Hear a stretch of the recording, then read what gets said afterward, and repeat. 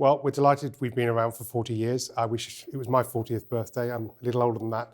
But I think over the last 30 years for SIPPs, what we have seen is a gradual evolution from a product that was innovating the market, brand new, challenging old insurance company managed fund type structures underneath pensions, to where people could invest what they liked. And I think in the early days, a lot of people bought property, commercial property, unusual investments.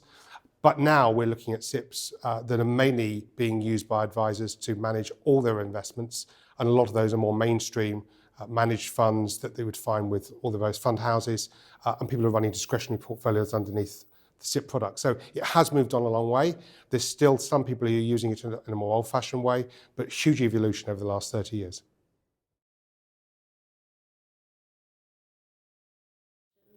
Well, I think the danger is everybody tends to talk about products, and a pension is a product. I think what's on the cards for people trying to plan that second phase of their financial lives, the job they're trying to do is to build up money, work their way through retirement, which these days doesn't tend to be a pivotal date. It tends to be a phasing, and then people managing their wealth and hopefully passing it on to future generations. So I think it's evolving products into solutions for a problem that people are trying to solve. I think the other two external factors, the pension freedoms, do they hang on or do they get adjusted by government because they may feel they've gone too far? I personally would like to see them sort of us put more protections and regulation around them, but to maintain the freedoms. And I think the other major change could be a change of government. You know, we are living in very politically uncertain times, and I think a shift to a different political sort of environment could see the whole of the savings market radically change.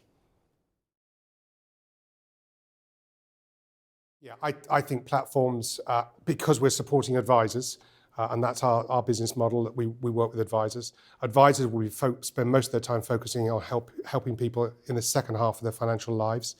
And therefore, platforms have a pivotal role to play to help consolidate the product wrappers and the underlying assets to help advisors then manage that wealth as people go through that second part of their financial lives. There is, interestingly, another role for platforms to play, but I think it's a different role for the generation who are younger, who are having different challenges, growing up in a world where they didn't necessarily buy a property when they're younger, they're maybe coming out with student debt, etc. So I think we've got a generational difference, a big generational difference.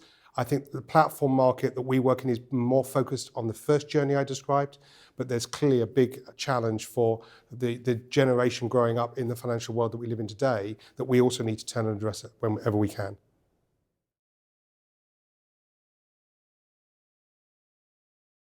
Yeah, so I'm not going to try and guess the next 40 years. I'm not. I haven't got those abilities, and I really probably can't exactly tell you what will happen in the next 10. But let me have a go at that. I think the key for all the platforms will be to make sure we keep answering the question of the job to be done for the end investor that the advisor is looking after. So as long as we go on supporting that and making that easier for advisors to help people through that difficult journey, the more successful we'll be. I think platforms more generally, I don't think we'll have as many in the future as we have now. I think it's unsustainable.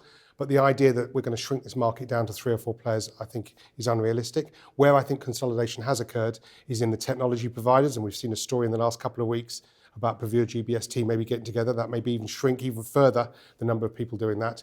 So our focus remains on solving that problem, helping with that journey in the sort of second half of people's financial planning and supporting that. If we do that well, we will flourish as will any other platform that supports that important aspect of people's financial planning lives.